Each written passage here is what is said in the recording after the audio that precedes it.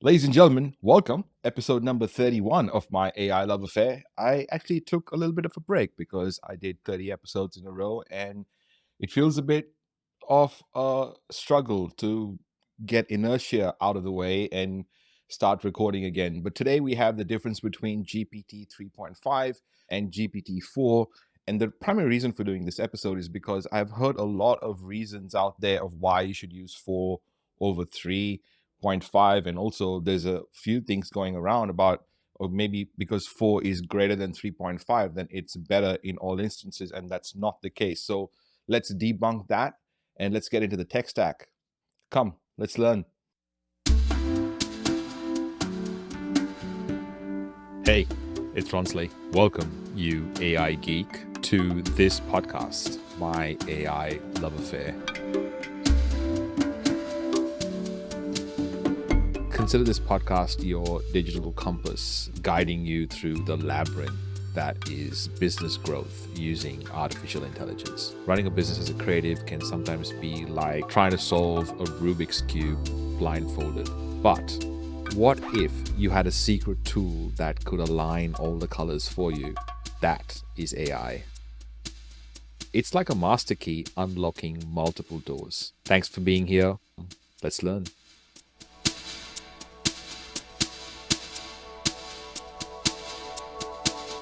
So I didn't introduce myself. My name is Ronsley, and I have been in computers for 31 years, believe it or not. I started when I was 12, and it gives you a rough idea of how old I am.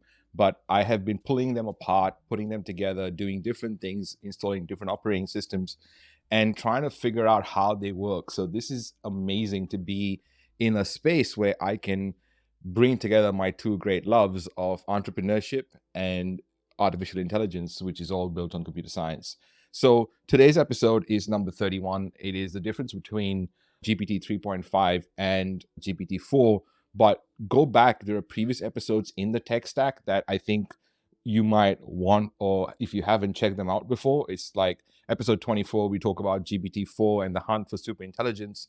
There's a lot of really interesting, from my perspective, interesting tech stacks. But if you have some ideas on what kind of growth tactics, what kind of case studies, and what kind of tech stacks you want me to cover in this podcast, please let me know, because I would love to be able to cater to your needs as a listener. And especially if you've listened to all the episodes until now, you definitely have an input and a say in the kinds of conversations we have on this show. So lend your voice to the conversations for sure. Now, okay, let's start at the top. GPT 3.5 and GPT-4 are two versions of a language model developed by OpenAI. Actually, as of this reading of this particular recording, they just filed, OpenAI that is, just filed for a trademark on GPT-5. And that has created a lot of waves over the last week in the whole AI space. Think of these models, GPT 3.5 and GPT-4, like different versions of a video game. Each new version brings improvements, new features, and sometimes new challenges. Understanding the differences between these two models is like knowing the difference between two types of engines. Just like you'd want the best engine for your car, you'd want the best language model for your AI application. This knowledge can help you make better decisions when using AI tools. And when it comes to the car engine concept or metaphor, when you're thinking about using a car in the city, you want it to be economical. If you have a car just to go out for drives on the weekend because you work at home all day, that's a different sort of car. And there are different reasons for buying a different kind of car and having different engines in it that optimize for certain outcomes. The same goes for these two models. For small businesses and solopreneurs, choosing the right model could mean the difference between having an AI that understands and interacts with customers effectively and one that doesn't. It's like choosing between a basic tool and a specific one. The latter can significantly improve your work. And again, I can't wait for you to listen to the next week's tech stack, where I cover an entirely different model that is way more superior than even GPT-4. So hold on to your hats for that one. Let's cover some basic concepts when it comes to these two different models. So the first principle is the model size and capacity. GPT 3.5 and 4 differ in their size and capacity.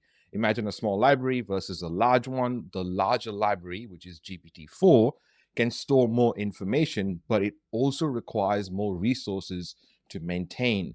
That's why it is more expensive to have GPT-4 running if you're using the API. The second principle is the training data. Both models learn from a vast amount of text data. It's a lot of data. It's like learning a language by reading many books. However, GPT-4 has been trained on more recent data.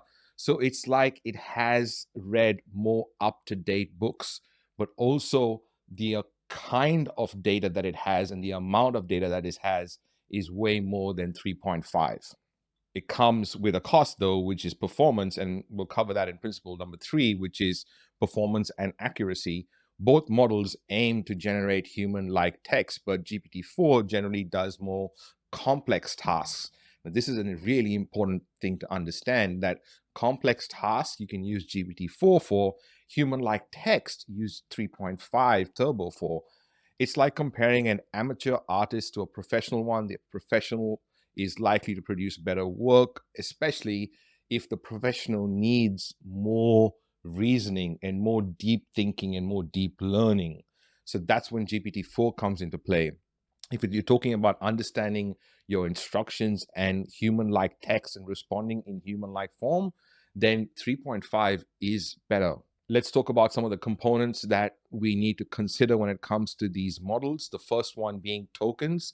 Tokens in these models are like words in a sentence. GPT-4 can handle more tokens, meaning it can understand and generate longer pieces of text. So just to break down GPT, it's generative pre-trained transformer. And what that means is it is predicting the next word that comes into a sentence based on all the training data that it has. So the tokens, when we're talking about components, is the amount of input you can give to that model when it's running. In terms of GPT-4, there's about 8,000 tokens. GPT 3.5 used to have about 4,000 tokens, but now there's GPT 3.5, 16,000 tokens, and GPT-4, 32,000 tokens. And next week's Tech Stack, I'm going to talk about a model that uses 100,000 tokens. So stay tuned for that one. That's component number 1. Component number 2 is parameters. Parameters are like the model's brain cells. GPT-4 has more parameters, which means it has a larger brain and can potentially understand more complex concepts. Now, speaking of parameters, when we're talking about that, we're talking about the amount of text that the model has been trained on. So GPT-4 obviously has a lot more text. They say they don't actually have an exact number. There's a lot of predictions on how big it is, but it's in the trillions from what the data suggests. And GPT 3.5 is not small, but it's 70 billion. But compared to a trillion or 1.7 trillion is what they say, that's still quite a lot of data. So the parameters are the model's brain cells. It has obviously more with GPT-4 versus GPT 3.5. And component number 3 is the training time. The training time is the amount of time it takes to teach the model. GPT-4 requires more training time, like a student spending more time studying for a harder exam. When you also look at the amount of time it takes to generate an output in ChatGPT 3.5 versus GPT-4, there's a big difference in how long it takes to generate, because it has to go through so much data at such speeds to be able to make these connections. And sometimes, because it takes so long, these connections are not necessarily made in the best fashion. So sometimes when you're using for a particular task like human-like responses, 3.5 usually performs a lot better. Now, there are a few applications when it comes to these different types of models. So customer service being one of them. Both models can be used to automate customer service, but GPT-4 might provide more accurate responses due to its larger size and capacity. When it comes to giving more human-like responses, though, I do suggest having 3.5 Turbo at a 16K capacity, which allows for more context and more token size, and it allows it to be faster with its responses. For customer service in particular, I do recommend 3.5 Turbo versus GPT-4 because of the quickness in its responses and the way that it responds to human-like communication. So that's number one application. If you're looking for other applications of AI, look at all the growth tactics. I released them on a Monday. And in episode 14, for example, it was a growth tactic on how to create an online product, and an online product that creates case study clients. So if you're ideating a new product and you're in that phase and you want to do that using AI and do that at speed, we talk about the steps to do it, how to not make some of the mistakes, and some prompts to cover. So go check out previous episodes when it comes to implementing applications. So applications that we're talking about right now.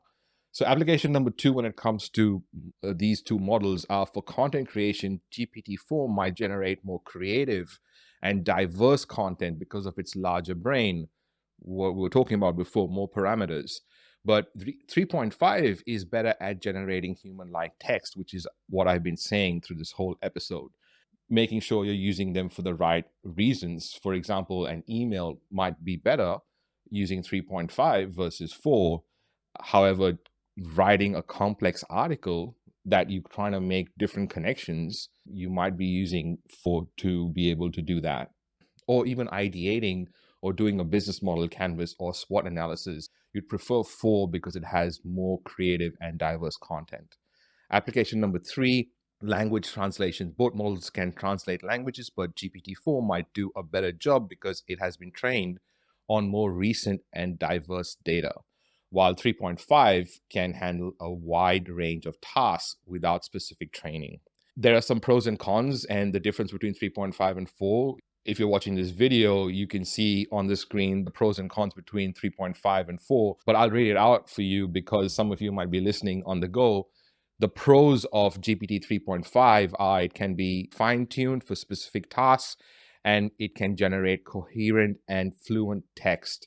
The cons, however, are it struggles with tasks that require deep understanding or reasoning, and it can also sometimes generate inappropriate or offensive content. This is 3.5. GPT-4, on the other hand, the pros are it has a larger language model, which allows for better performance on complex tasks, and it has improved ability to generate safe and appropriate content. The cons, however, are it is a large language model, and the larger model size increases the computational resources required to run any sort of query on it. And the con is also that it can still struggle with tasks that require deep understanding or reasoning, not compared to GPT 3.5, obviously. So I have compiled a bunch of resources, and I'll put these, or the team will put this in the Discord channel. So go check that out, aigeeks.co/Discord. Also, if you're new to all this and you want 20 really basic steps on how to use AI in your business with some prompts and some concepts and some ideas so that you can get started, go to aigeeks.co/level1. So if you want some more reading, go find that in the Discord channel.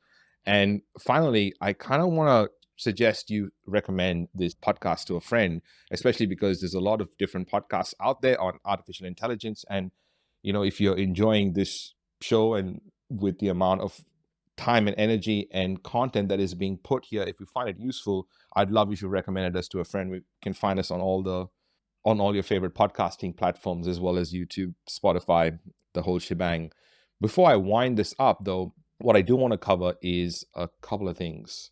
And this gives you an insight as to what we're going to talk about in the next episode. But I have a prompt that I use, obviously, on ChatGPT-4 for all these while. And coming up in the next tech stack, I'm going to talk about Claude and its large language model, which is Claude 2.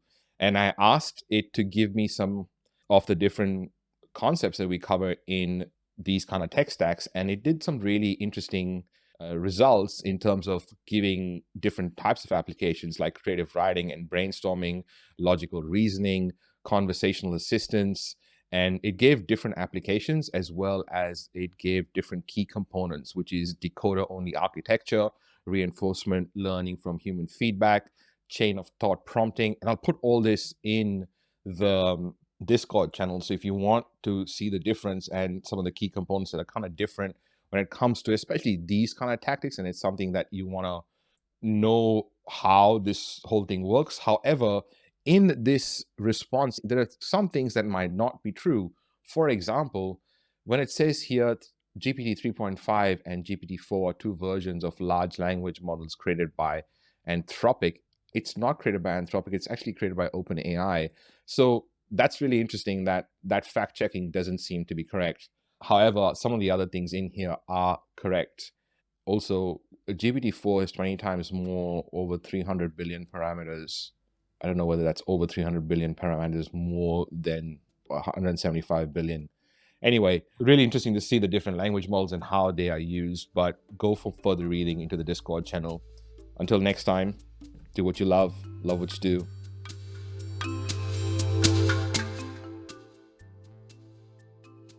Hey, AI Geek. Thanks for listening. Your job doesn't stop here. I want you to lend your voice to the conversation. So you can join those conversations, discussions, new trainings, new recordings, and the rest of the AI Geeks by going to aigeeks.co/Discord. Also, share this podcast with a friend, another potential AI Geek. Until then, much love.